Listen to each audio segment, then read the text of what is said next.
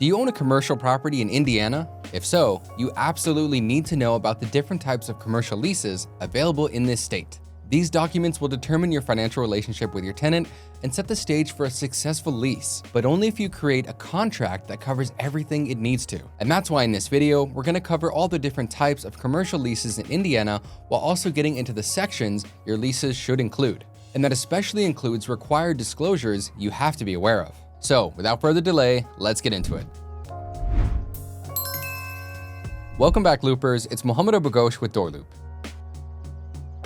First, I want to quickly tell you about the different types of leases that you can use on a commercial property in Indiana, so you can start thinking about which may be best for you as I go through them.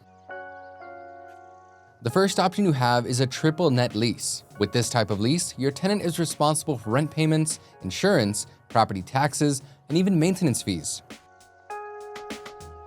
Another option is the percentage lease. This is a financial arrangement in which the tenant's amount owed is based on the profitability of their business. This is a type of lease often used in retail establishments where the tenant gives the property owner a portion of their sales on top of the minimum base rent amount.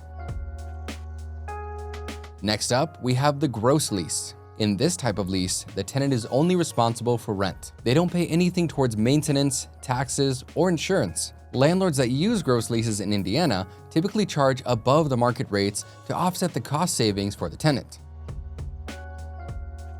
Finally, we have modified gross lease. This hybrid commercial lease involves splitting non-rent expenses between the landlord and tenant. You can split those percentages however you want, but will always receive a base rent payment from the tenant.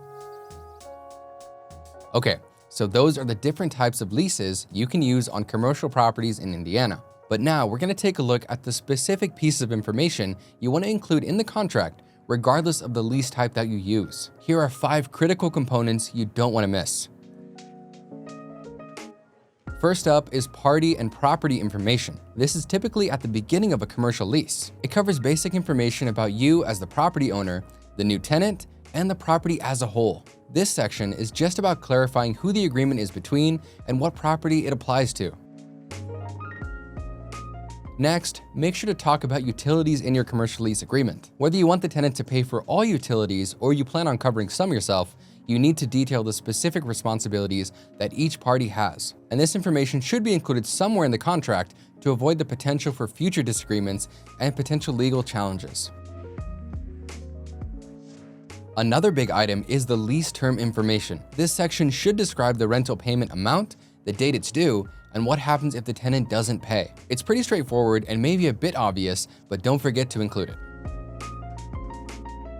Next up, security deposit details. In Indiana, it's typical to ask for a security deposit when leasing commercial properties. Now, technically, you're free to ask for as much as you want, but try to limit it to 1 or 2 months of rent to avoid turning away potential tenants. And finally, signatures. Your lease agreement needs to be signed by both parties before it will become active. You may also want to have your tenants sign their initials at various places throughout the document to show that they've read and understood each major provision of the lease. So that wraps up the main features that you want to include in your commercial leases. But now, let's take a look at the sections that the state of Indiana wants you to include. Indiana requires residential and commercial leases to include each of these 3 disclosures.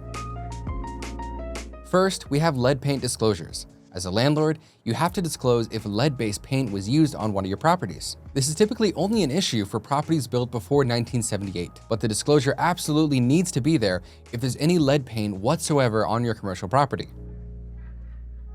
Next, you have to disclose if there are any managers or agents that are working on your behalf. Here, you should list anyone who might need to enter the property with appropriate notice and provide their addresses for various types of notices and repairs.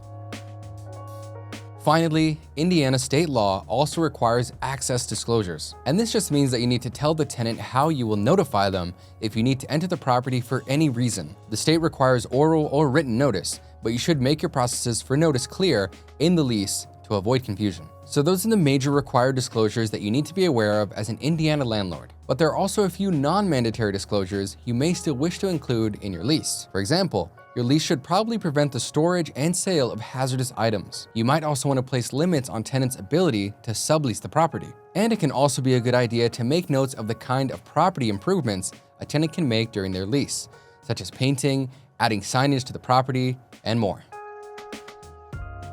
So that covers all the major points you should be aware of while building your commercial leases in Indiana. The only question to consider now is whether you want to create your own leases or use a ready-made template that you can find online. There are pros and cons to each option.